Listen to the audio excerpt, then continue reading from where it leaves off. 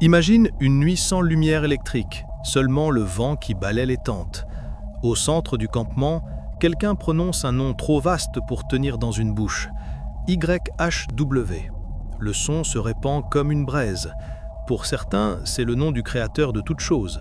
Pour d'autres, ce n'est qu'un étendard d'un clan du désert. Les récits racontent que ce Dieu a marché aux côtés des hommes, a partagé leur table et gravé des lois sur la pierre. Mais les peuples voisins racontent la même chose de leur propre Dieu. Alors, qui était Yahvé quand le ciel était encore peuplé de multiples divinités? Notre démarche aujourd'hui est simple et audacieuse. Quitter les discours tout faits, se pencher sur les sources et écouter ce que la Bible, l'archéologie et les religions voisines murmurent quand personne ne crie. Car dans les strates du temps, chaque peuple a conservé un fragment de la même voix, et peut-être que réunis, ces fragments révèlent quelque chose de plus grand que le nom lui-même. L'histoire commence en Canaan, une terre foisonnante d'autels et de noms. Baal, Astarté, Ashéra, El. Chacun régnait sur un aspect de la vie, la récolte, la pluie, l'amour, le tonnerre. Parmi eux, un nom encore timide, Yahvé. Un dieu de tribu, peut-être un dieu du sud, invoqué par des nomades errants entre la poussière et la peur. Les fouilles d'archéologues modernes ont mis au jour une pierre assombrie par le temps. La pierre moabite, datée d'environ 830 avant notre ère. Là, entre les lignes d'un ancien roi, apparaît pour la première fois le tétragramme YHW gravé dans la pierre. Non un mythe, mais une inscription, une trace de chair et d'histoire. Et bien avant cela, les Égyptiens parlaient déjà des chassous de Yahou, des nomades du désert mentionnés dans des documents du XIVe siècle avant notre ère. Pour certains, ce serait la première trace du culte de Yahvé, pour d'autres, une simple coïncidence phonétique. Mais quand une coïncidence se répète pendant des millénaires, elle cesse d'être hasard et devient vestige. L'Ancien Testament montre Yahvé descendant sur terre, parlant, exigeant. Dans la Genèse, il dialogue avec Abraham. Dans l'Exode, il apparaît à Moïse sur le mont Sinaï, où la terre tremble et le feu grave les commandements. Un Dieu qui surgit du désert, mais aussi un Dieu avec territoire, préférence et jalousie. Et c'est dans cette jalousie que réside le mystère. Car parmi les anciens Cananéens existait un autre Dieu, El, le père des dieux, chef du Panthéon. Et ses fils étaient appelés les Elohim. La Bible emploie le même mot Elohim pour désigner Yahvé. Coïncidence? Héritage? Peut-être que le nom Dieu est né d'une fusion de mémoire, El et Yahvé réunis, façonnant un nouveau visage divin. Au début, les Israélites étaient peu nombreux, un petit peuple cherchant à survivre parmi les empires. Mais leur divinité a grandi avec eux, cessant d'être un dieu tribal pour devenir la voix qui meut cieux et mer. Et avec le temps, Yahvé a absorbé les autres dieux, non par l'épée, mais par la foi. Les anciens fils d'El sont devenus anges, les anciens dieux messagers, et le polythéisme s'est lentement incliné devant le monothéisme. L'histoire de Yahvé est aussi celle de l'oubli des autres dieux. Mais toute mémoire effacée laisse une ombre. Et dans les ombres de l'archéologie, sur les tablettes d'Ougarit, dans les ruines de Phénicie, on devine le contour de ce Dieu encore en formation, à la fois homme, mythe et vérité. Yahvé devient unique non parce qu'il l'a toujours été, mais parce qu'il devait devenir. Au milieu des empires, des guerres et des exils, le peuple d'Israël trouva sa force dans un seul nom. Ainsi, le Dieu du désert devint le Dieu du cosmos, Dieu de tout. Mais avant d'être tout, il fut quelqu'un. Yahvé. Avant d'être le Dieu des cieux, fut le Dieu d'une vallée, un nom murmuré lors des nuits de poussière, une présence marchant entre les tentes, s'exprimant dans le tonnerre et les promesses. Il fut le Dieu d'un petit peuple, et c'est peut-être là la source de sa puissance. Tandis que les empires élevaient des temples de marbre, les Israélites portaient leur Dieu dans le cœur et la parole. Et quand vint l'exil, quand Jérusalem fut détruite et le temple réduit en cendres, ils découvrirent ce qu'aucune pierre ne pouvait contenir. que le divin n'a pas besoin de demeure. C'est alors, au milieu des ruines et de la nostalgie, que Yahvé cessa d'être seulement le Dieu d'Israël pour devenir le Dieu de tous les lieux. La foi jadis liée à l'autel se lia désormais à la mémoire, et le nom interdit de prononciation commença à résonner dans le silence intérieur de chacun.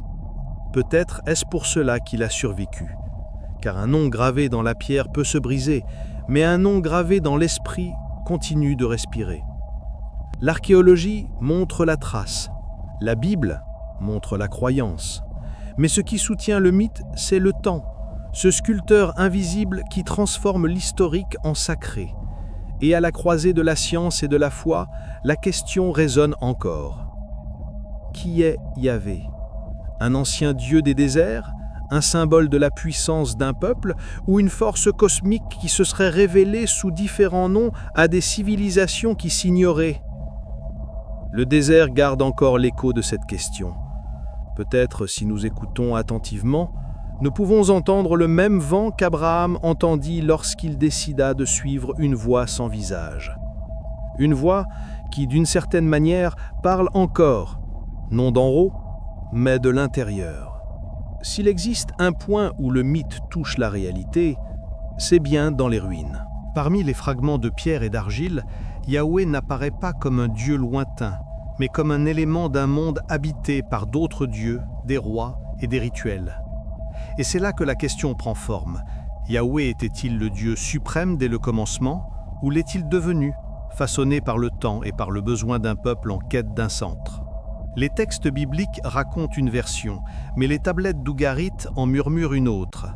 Là, au nord de l'ancienne Canaan, les Phéniciens consignaient le panthéon de leur dieu, El, le souverain céleste, Baal, le maître des orages, Astarté, la déesse de l'amour et de la fertilité, et il y avait aussi les fils de El, des divinités mineures placées sous son autorité. Ce modèle cosmique, un Dieu suprême entouré de serviteurs, résonne profondément dans les premières traditions israélites.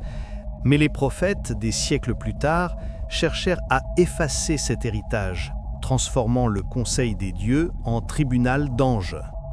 Lorsque Moïse gravit le mont Sinaï pour rencontrer Yahweh, il ne gravit pas seulement une montagne, il gravit une idée, celle que le divin peut être unique, total, indivisible.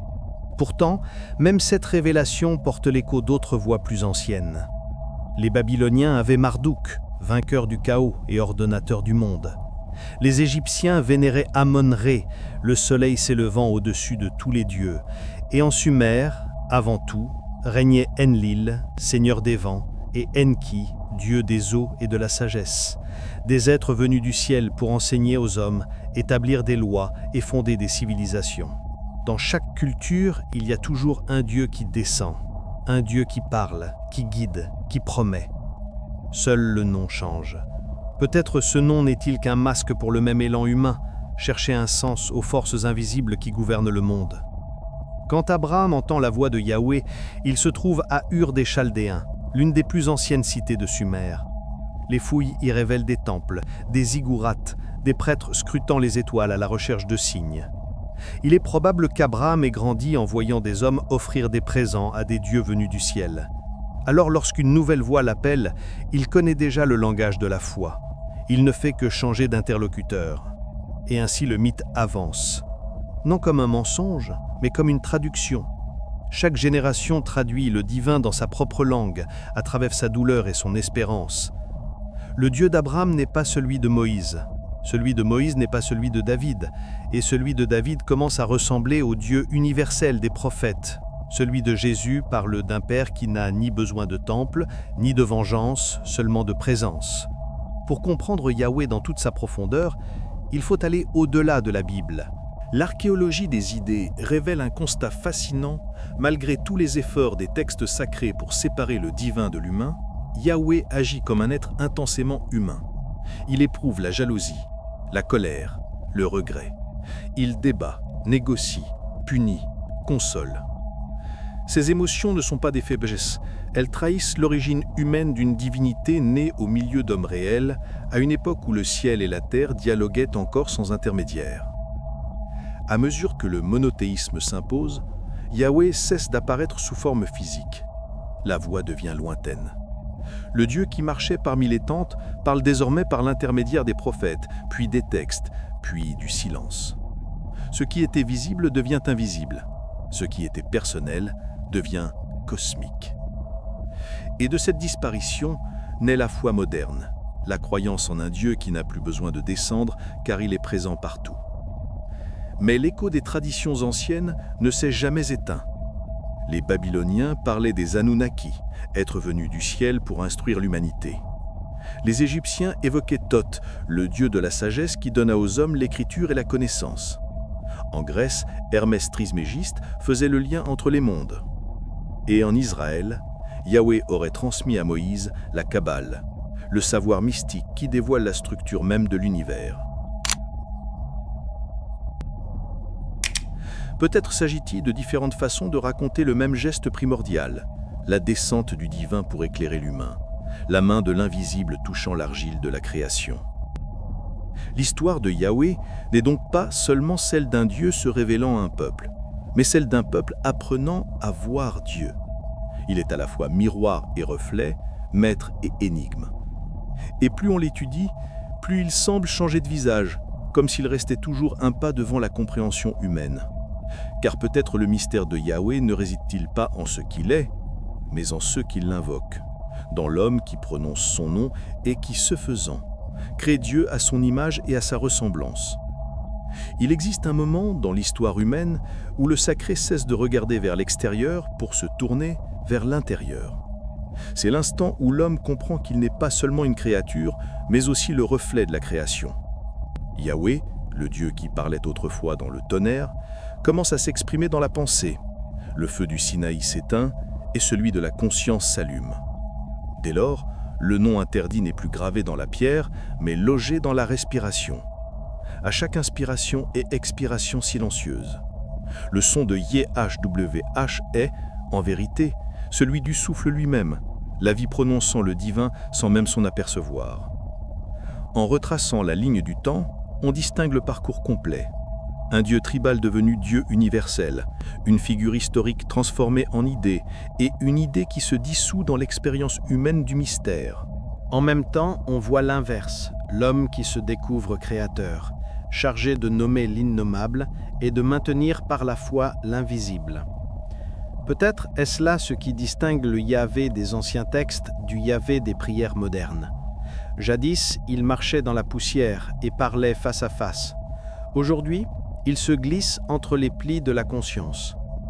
La foi évolue, mais le désir demeure, comprendre d'où nous venons et ce qui nous observe lorsque le ciel se tait. La science appelle cela l'origine, la philosophie la cause, la foi Dieu, trois noms pour une même absence qui palpite. Et le mot Yahvé en hébreu vient du verbe être. Il ne décrit pas une forme, mais un état. C'est le « je suis », le verbe le plus pur, celui qui existe sans preuve. Quand Jésus parle du Père, il évoque cette essence, non un être céleste, mais une force qui imprègne toute chose. C'est peut-être pour cela qu'il fut tant rejeté. Il ne prêchait pas un Dieu vengeur, mais un Dieu qui respire. Le même Yahvé qui descendit dans le feu du Sinaï se manifeste désormais dans le silence intérieur de chaque âme en quête de sens. L'histoire se referme ici sans pour autant se terminer, car si le nom change, le mystère lui demeure. Yahvé, Allah, El, Brahman, le tout, chaque culture n'a fait que tourner le kaléidoscope pour contempler une autre facette de la même lumière. Le divin est ce miroir qui renvoie l'image selon le regard. Et l'homme, avide de vérité, ne cherche vraiment pas des dieux, il cherche le reflet de lui-même lorsqu'il comprend enfin qu'il fait partie de l'infini. Peut-être que le secret de Yahvé n'a jamais été sa puissance, mais son humanité. Il fut le premier miroir dans lequel l'humanité s'est reconnue. Et c'est pourquoi il a survécu. Tant que l'homme existera, quelqu'un prononcera le nom de l'être qui lui donne l'existence, même sans le savoir, même en silence, même quand il ne reste plus que le vent sur le désert.